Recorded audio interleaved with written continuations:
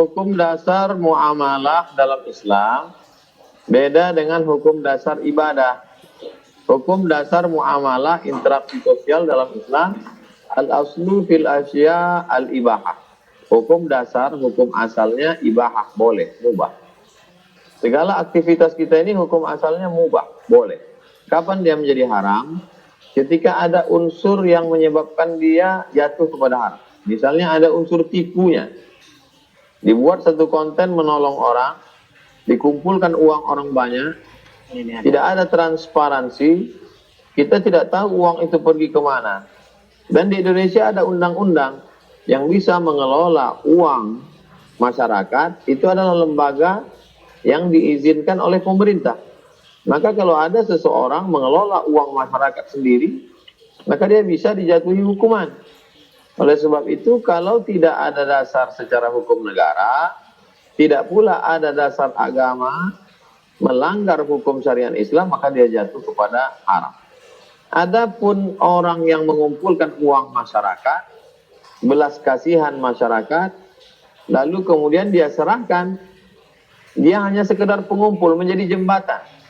Kami misalnya di Pekanbaru, ada orang yang kaya yang sibuk sampai tidak pernah ketemu orang miskin.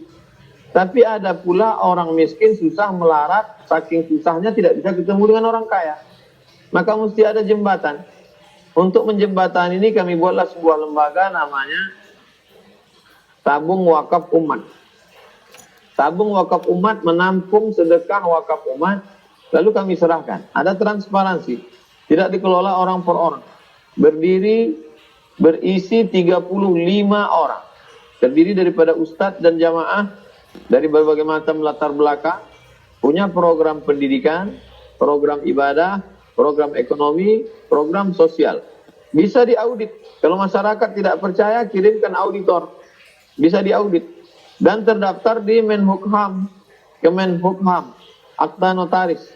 Jadi secara hukum negara legal dan secara hukum agama juga, dia sebagai lembaga wakaf, infak, sedekah yang menyalurkan uang umat. Dan kita tak ada tipu-tipu.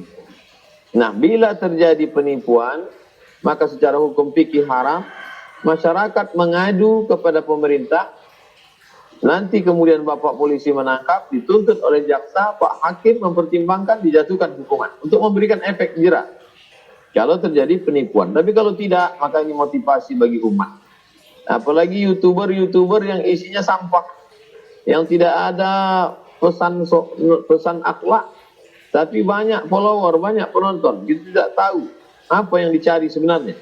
Tapi kalau ada YouTuber yang isinya baik, lalu kemudian hasilnya membantu orang susah, kemudian tidak ada unsur tipu, tidak ada unsur menganiaya orang lain, di dalamnya ada unsur ta'awun, tolong menolong, maka ke dalam Al-Quran kita disuruh wa ta'awanu 'alal birri wat taqwa, tolong menolong dalam kebaikan dan ketakwaan, wala ta'awanu 'alal ismi wal 'udwan, jangan tolong menolong dalam permusuhan dan dosa.